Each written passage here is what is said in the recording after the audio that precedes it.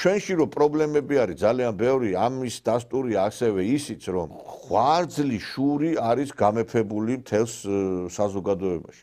და აი ეს იგრძნობა ამ მედიებში, სოციალურ ქსელებში. ეხლა ვიღაცა იტყვის, რომ ეს TikTok-ი მაგალითად არის რაღაცა გასართობის საშუალება. არ არის მეგობრებო, ყველა პლატფორმას აქვს თავისი დანიშნულება. 1000-ჯერ მithქვია და ეხლაც ვიმეორებ, ეხლა უკვე მომბეზდა ამის ძახილი, ეხლა რომ ინფორმაცია საინფორმაციო პროპაგანდით იქნა, რომ ეს ახალგაზრდობა გადაიყვანეს ჭკუიდან. თქვენ რა გონიათ, აი ეს ახალგაზრდები, რომლებიც დაბორიალობენ რუსთაველზე, თქვენ გონიათ, აი ამ მედია საშუალებების ზეგავლენის ქვეშ არ არიან? ყველა არხი რომ მათი არის, ყველა ტელევიზია მათი რო არის. აი სწორედ მაგიტო გადაიყვანეს ჭკუიდან. და ესე იგი, აი მე ყველა პლატფორმას ვაკვირდები, და ამას იმიტომ ვიყენებ, რომ ინფორმაციების მისაზრდად, ეხლა TikTok-ზეც არის ტრენდი, რა ინფორმაციებსაც ნახულობ, ის გივარდება. და ესე იგი, მაგრამ ზოგჯერ ვარდება სხვა ინფორმაციებით. ესე იგი, ახალგაზრდა ცოლ-ქმარი არის საქართველოში ცხოვრობენ გურიაში, 5 შვილი ყავთ. და აი ესე იგი, ეს 5, ეხლა გურიაში ყველაზე ალბათ წყალწაღებული რეგიონი საქართველოში თუ არის რომელიმე არის გურია. კი, ბევრი რამე გაკეთდა ინფრასტრუქტურის კუთხით რაღაცა, მაგრამ უმუშევრობა არის კატასტროფულ დონეზე, სოციალურად დაუცველები ძალიან ბევრნი არიან და მე კარგად ვიცი რა ხდება გურიაში, იმიტომ რომ იქიდანა ვარ. ესე იგი, თხილი დათესა ხალხმა ფაროსანამ გაანადგურა. ციტრუს ფასი არა აქვს. და აი, რო იძახიან, რომ აი, ხელი გაანძრიე გეშურება. არ არის მეგობრებო ეგრე. რომ მოიყვან რაღაცას კიდე ჩამოიტან აქ ბაზარზე, კონკურენციას ვერ უწევს იმ თურქულ და იმ უცხოეთიდან შემოტანილ პროდუქციაზე. და ფაქტობრივად არის წამგებიანი სოფლის მეურნეობა დღეს, იმიტომ რომ ხარდაჭერილი არ არის. იმიტომ რომ თუ კი ჰექტრობით მიწები არ აქვს, ხო?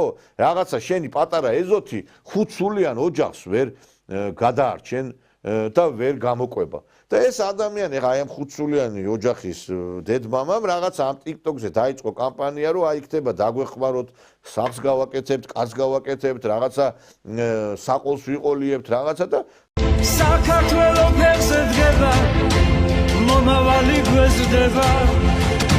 ერო ჩვენი გეშინოდეს, ხარი მხართან ერთდება. მუდამ გახსოვდეს ვისი ჯიშის ხარ, ახლა სადა ხარ, რა გზით მიდიხარ.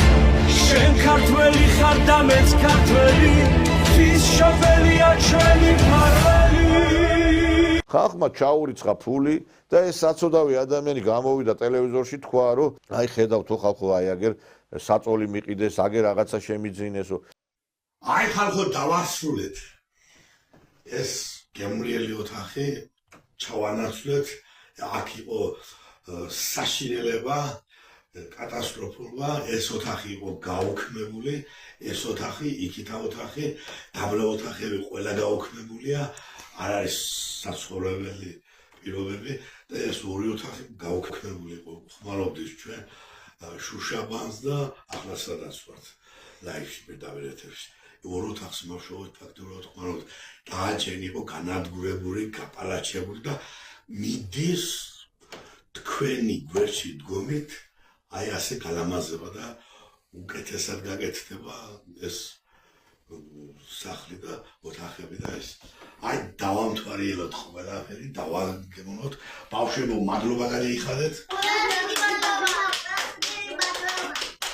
ბატონო, აი დავამთვალიეროთ ლამაზად, კარგად, აი თქვენი ნაყიდი შკაფი აგერ არის, თქვენი ნაყიდი კამოდი აგერ არის.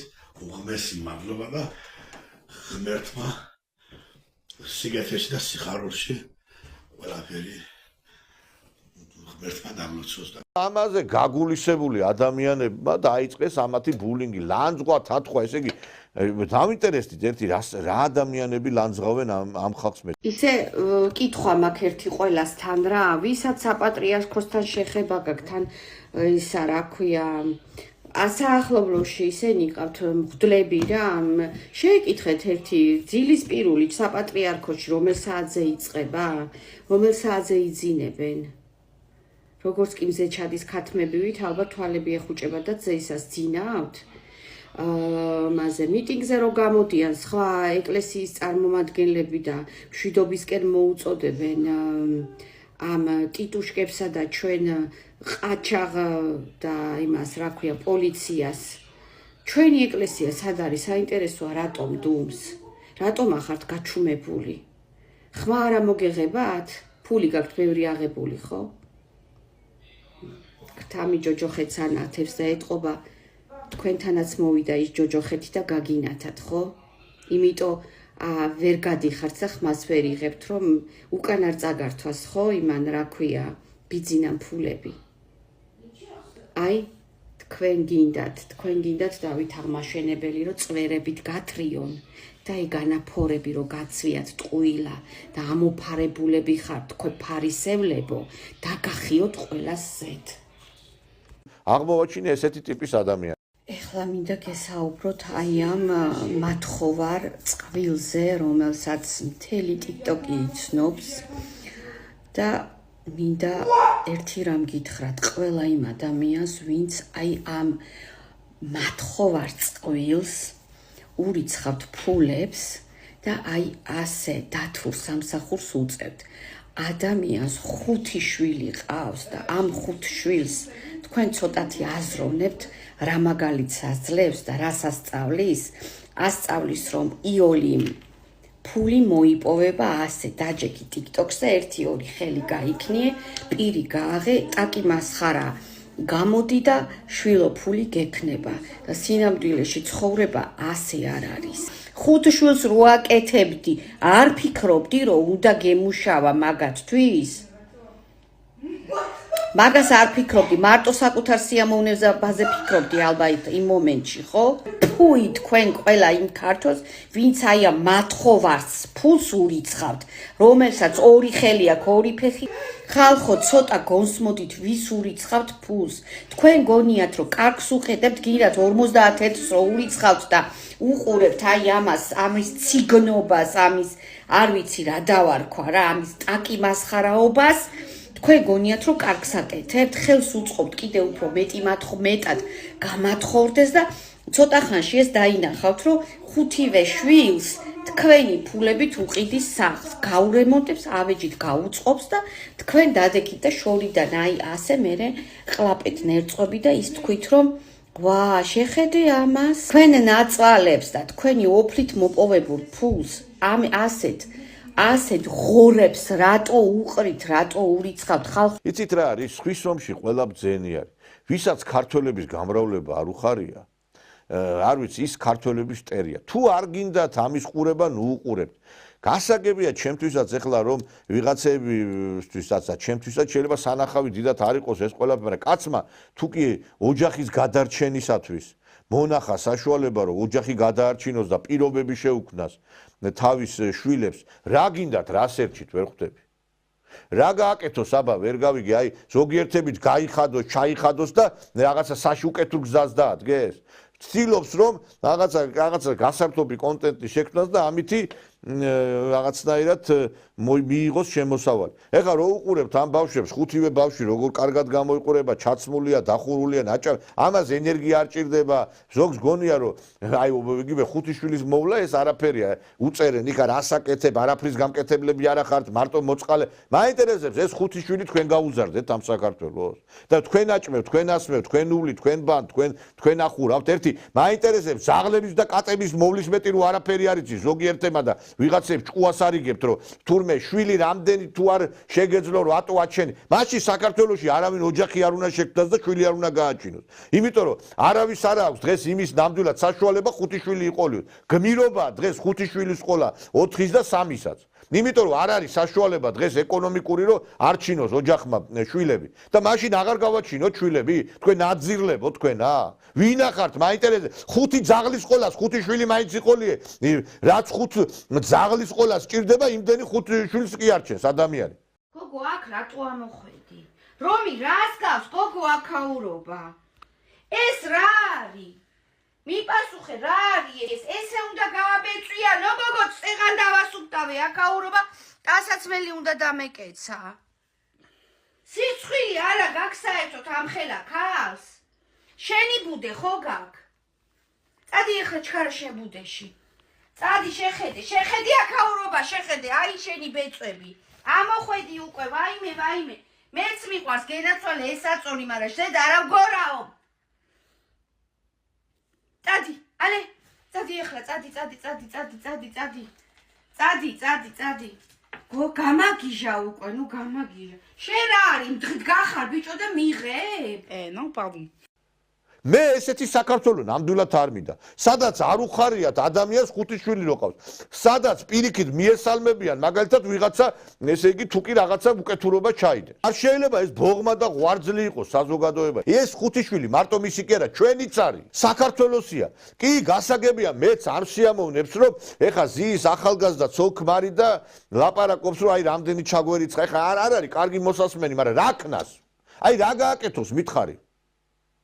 ელემენტარული კამფეტი და ტკბილეული რო უყიდოს აი ამ ადამიანმა თავის ესე იგი ოჯახს ერთი 300-400 ლარი დაეხარჯება ერთხელ რო შევიდეს მაღაზიაში 400 ლარი დაეხარჯება კამფეტები რო უყიდოს და მაინტერესებს აი 1500 ლარი არის ეს არის ყველაზე აი უმაღლესი სამსახური იპოვო თუ იპოვე ჯერ ეგერთით 1500 ლარად არ ჩენ ხუთსულიან ოჯახს ვიღაცები რო ლაპარაკობთ კიდე რო აი თუ ისა ხელი გაანძრი ხელიც გაანძრებ და ყველაფერსაც იზა მაგრამ ვერ არჩენ დღეს ისეთი სისტემაა შექმნილი რომ ვერ არჩენ არც იცით სოფელი რა არის არც გიცხოვრიათ მე სოფელში ყანაშიც მიმუშავია ფიზიკურად ჩაიც მომიკრეფია ყანაც გამითოხნია ციტრუსიც მომიკრეფია ვიცი ეს რა არის შრომა და ვიცი როგორ უჭირს გლეხს დღეს ისეთი სისტემა არ არის სოფელში შექმნილი რომ აი მარტო აი ადამიანმა მიწაზე მუშაობით არჩინოს ოჯახი არ არის ესე დაუცველია გლეხი და სვისოფში ყველა ბძენი როგორ ახართ კაცო ვერ გავიგე რა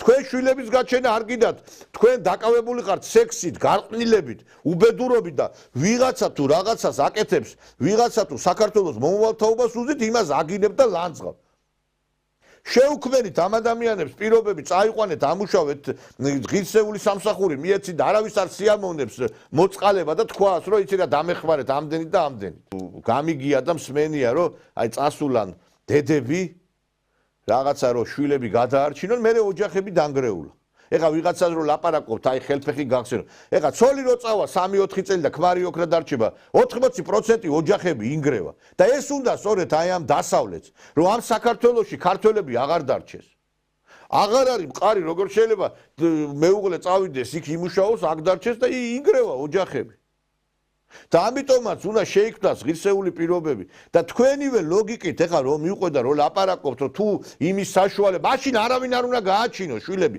მე პირადად კიდევ ერთხელ მეგობრებო აი მესამე შვილი რო გამიჩნდა რო ვიყავი აი პატრიარქი მაშინ ჯანზე იყო სვეტიცხოვოში როდესაც იყო ეს ნათლობა გაოგნებული ვიყავი სულ 90% აი გაჭირვებული ოჯახები იყო არც მე ვარ ეხლა დიდად დალხენილი მაგრამ ნუ ჩემთან ნუ დავინახე რომ გაჭირვებული ოჯახები იყო 95% და ყოველთვის ასე იყო საშუალო ფენა იყო საქართველოს გადამრჩენელი და ვისაც ფული აქვს და თავზე გადადის გააჩენენ და იპოტენტებად ძდიან თავიანთ შვილებს მე პატივს არ ავცე მაგალითად იმ ადამიანს რომელსაც საშუალება აქვს და ერთ შვილს მეც არ გააჩენს ან საერთოდ შვილს არ გააჩენს და ამ ბევრი ვიცი დღეს რომ თავზე გადადით ყველაფერი ოჯახის შექმნა არ უნდა შენ ვერ გავიგე ბიომასა ხარ ღმერთმა რო გაგაჩინა რაღაცა ხო უნდა დატოვო ამ ქვეყანაზე რაღაცა ხო უნდა დატოვოთ ამ ქვეყანაზეა რა მარტო კეიფისთვის და დროსტარებისთვის მოყვედი ამ ქვეყანაზე კაცო გასაგებია ზოგს უჭირს არ აქვს რომ მაგალითად იგივე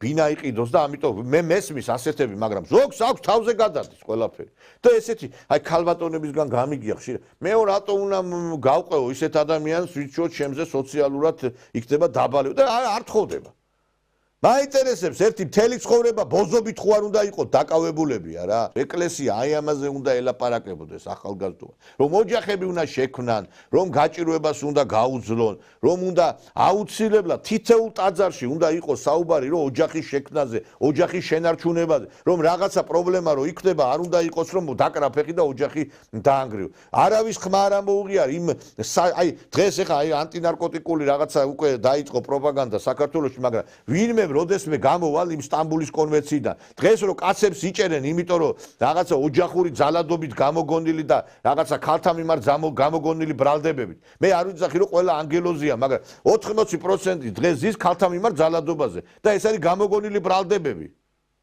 რაღაცა პატარა გაუგებრობა და ეგრევე ციხეში უშვებენ კაცს. სააკაშვილი ნარკოტიკების უდებდა და დღეს ქალების ჩადება ხდება. და ეს არის რეალობა. და ვიღაცა სადღაც მიყრუებულ სოფელში გაჭირვებული ოჯახი 5 შვილს გააჩა, მთელი საქართველოს სოციალურ ქსელით აგინებს ამ ადამიანს. რატო იღებს მოწყალებასო და მე არ ვიცი ჯერ ამას ნიჭი ქონია რომ ამას აკეთებ. რა გიდათ ვერ გავიგებ თქვენ ყარავს, თქვენ ქურდა, თუ გინდა მიეცი, თუ გინდა ნუმისებ, რატო აგინებ, რატო ლანძღავ? ნეტა მქონდეს საშუალება და ეხლა დღესვე გადაურიცხავდი $10,000. და აი ამაზე არის სალაპარაკო. პროპაგანდა უნდა იყოს. ადრე მე მახსოვს რომ მრავალშვილიანი ოჯახი თუ იყო, იმას სახელმწიფო დაუწერელი კანონი იყო, რომ ყველანაირად ხელს უწყობდა თანამდებობაზეც და ყველა მხრივ. და ვიღაცას თუ გაცილდებოდა ცოლს, იმას უკვე სამსახურიდან და პარტიიდანაც შეიძლება გაეგდოთ.